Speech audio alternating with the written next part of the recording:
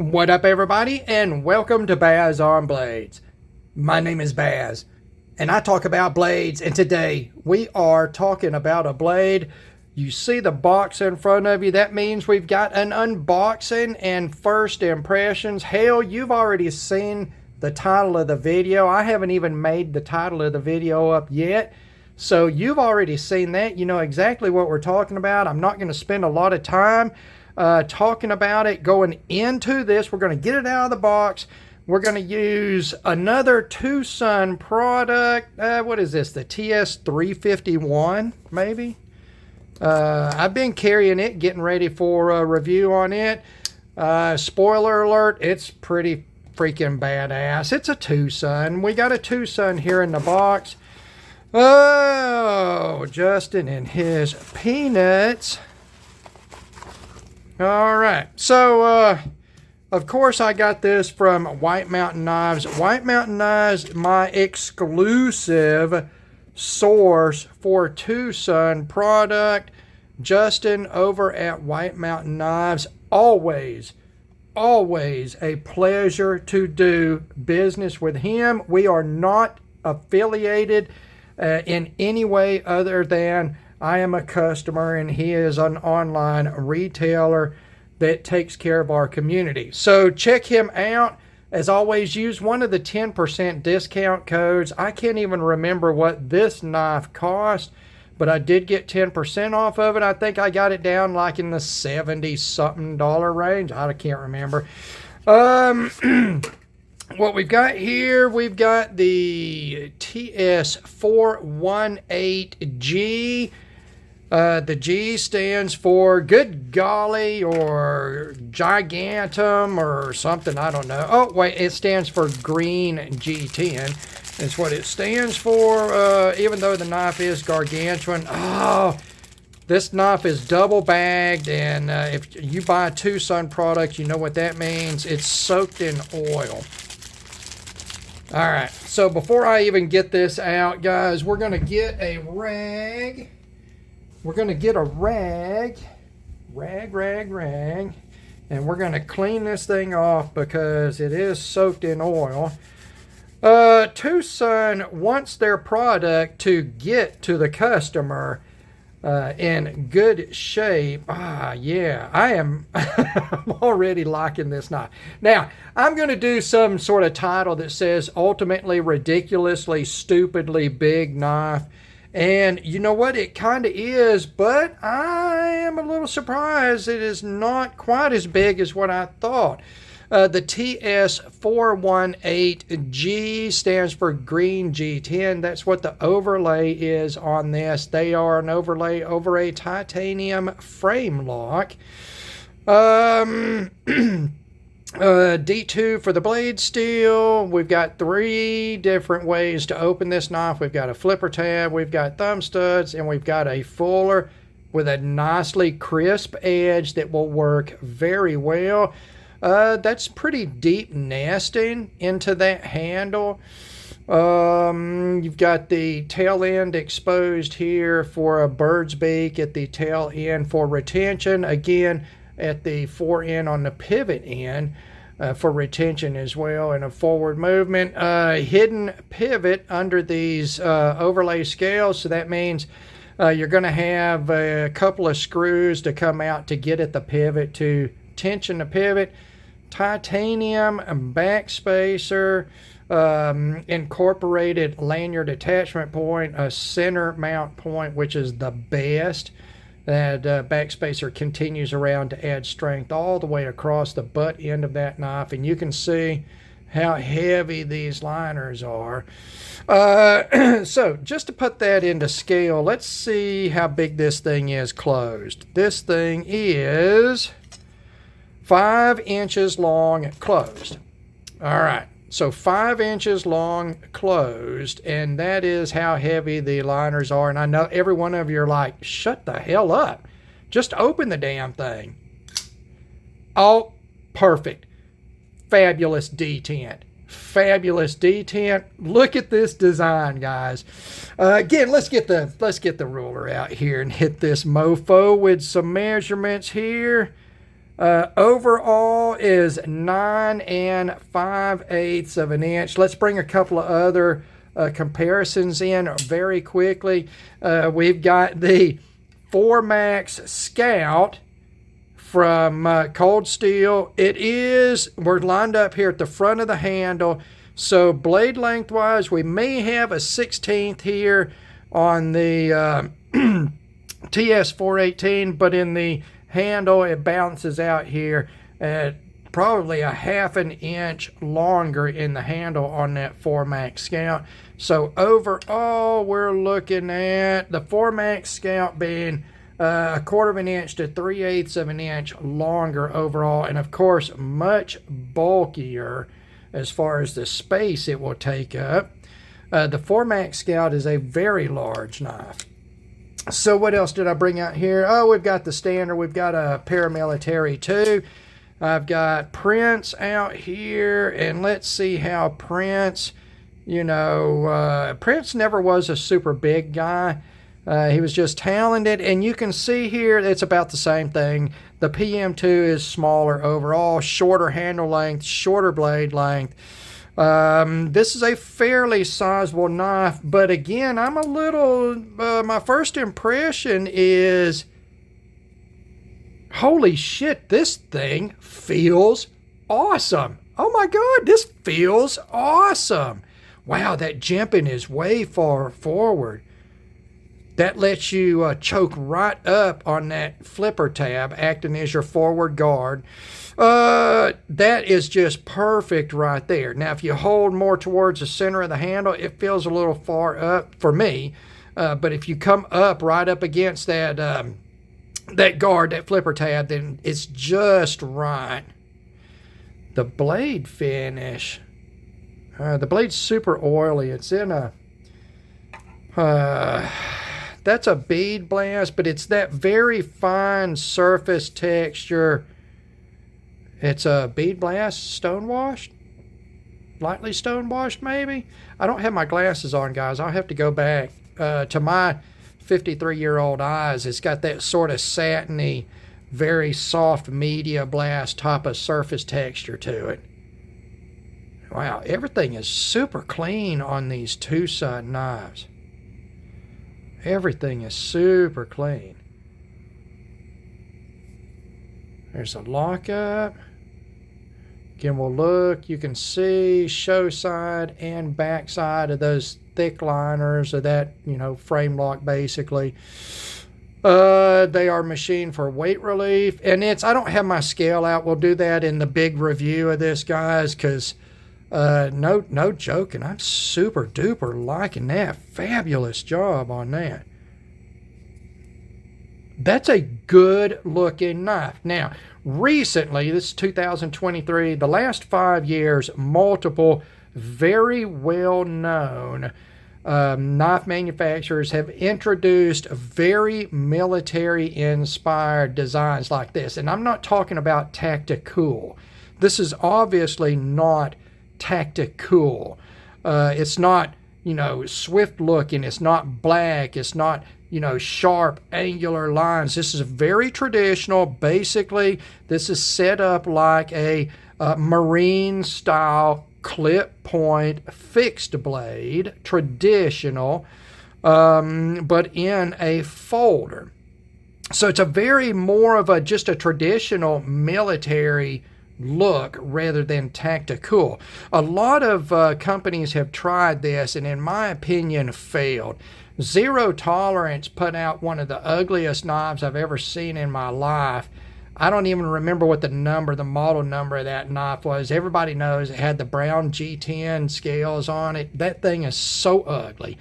Medford's got a knife a lot like this, traditional military-esque fixed blade taken to a folder design. And I don't remember it really grabbing my eye other than to think, well, that's a whole hell of a lot better than that damn Zero Tolerance was. But this is kind of attractive.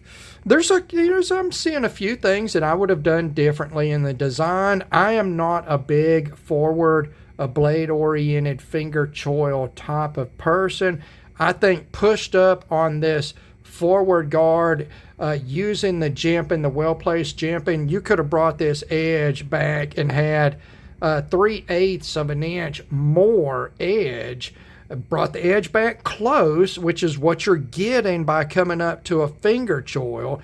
If you were to bring that edge back, you could still put a sharpening choil in here, and you would be very close to the edge of that and perfectly place the balance between the forward part of your grip and this secondary contact point here on the jimping. You would be still able to get right to an edge here to rotate. It's still in the center of this space as far as moving. So I don't see an advantage of this. In fact, I see a disadvantage in blade-oriented choils, and that is you are right up against that damn edge. This is the stupidest design aspect on modern knives. Blade-oriented finger choils. One of the stupidest and most unsafe design aspects with modern knives. I cannot stand them on 99% of the knives they're on. I would not have done that. I would have just brought that back, redesigned my plunge grind here, brought in a small sharpening choil, and I would have gained more cutting edge and still been close to my grip for the more detailed cutting. Other than that, I like everything about the blade, the profile, the clip design. I would have maybe, with what I've said about the choil and the redesign of this primary grind, I might have moved that grind up just a little bit, maybe another 1/16 of an inch, with less of a, flourishy sort of plunge, more of a sharp plunge. I would have probably ground it that way, but I don't have any issues with this. I like the grind on the swedge, for the facet on the swedge. The jimping, fabulous. It's really good, guys. It's really, really good. Let's get my thumb down in there real quick, and we'll take a look at that. There is plenty of grip on that jimping right there. You can take a look at it. Nice big thumb studs. Do have some detailing on them. They're easy to work. It's super duper easy to work. Let's see. Spidey flick, good to go, even though that's a really weak technique for me. And then again, the flipper. Yeah. I would say that I can sling it out with extreme force. Oh, and I just felt it slipping off of the flipper tab there. It's, you know what, when you're on the flipper tab, it feels okay. But it's on the, maybe I would like just a hair, just a short and curly more on that detent. Maybe. We'll have to see what's up with that. I may be able to get a little bit more on that with just retensioning the lock on it. Straight down the center as far as the centering goes. I'm not seeing anything fit and finish wise. It's bead blast on this titanium. I think that falls right in with the green G10. The bigger head on the hardware looks good. I did not, of course, we're live right here. You saw me unbox it, so I haven't put any tools on it. But it looks like T8, I believe. LTK took one of the other, there's another model that's got a drop point blade style and a little bit different handle design, a previous model to this. And it had the same overlay type scale system. He took off, and I think it had like a T8 for the pivot as well. I think that overall, it's very well balanced. The flipper tab looks a little bulky, but it's a bulky knife, so it doesn't look real crazy. You've still got the other two ways to open it. I think this fuller is done perfectly. The texture, the the way they left the finish is still crisp enough to where it grabs, but it's not like there's a burr there. So it's, that feels really good to me. Thumb studs, they just, yeah, that works really well for me. Yeah, good for me. Let's see. I couldn't get a hold of the thumb stud, but the Fuller works good for a Spidey flick. So that's no big deal at all. And this thing is big, guys. That's in my large. My hand volume is large. My fingers are medium length, stubby, fat fingers. So I don't have a small hand, and that's the fit right there. And that really, it looks good in a grip. Oh, it's too bad about this finger choil here, guys. If they would have just brought that back, oh man, that would have been really, really perfect. But I think overall it's a good looking knife. Everything seems really solid on it. No play in the pivot. Like I say, lockup's good. Blade centering's good. These scales feel really good. All the edges of this milling is left just to the perfect amount of catchiness without being coarse. And of course, this is a fully radiused handle. Not only are you sort of Coke bottle wasted here, but they are radially finished. And that's a fairly thick handle. It's well over a 1/2 inch thick. It feels like a real tool. The flipper opening on that, the detent works really well. I did totally slip off of that thing though, but this is still oily as shit. I just raked right across the top of it. It is jimped on the front, but not on the top. So it's slick on the top. Yeah, that's not bad at all. That's not bad at all. And the action as far as the resistance is straight out of the box. It's basically drop shut. Hydraulic feeling. So, wow, that's really, really good. That's really, really good. I look forward to carrying this. Okay, so speaking of that, most of you have probably noticed already, even though Baz on Blades has not said anything about it in 17 minutes on a damn unboxing, there is no pocket clip on this knife. According to what I've read on the internet, the designer is on record as saying this was meant to be carried in a pouch, in a pocket, not clipped on anything.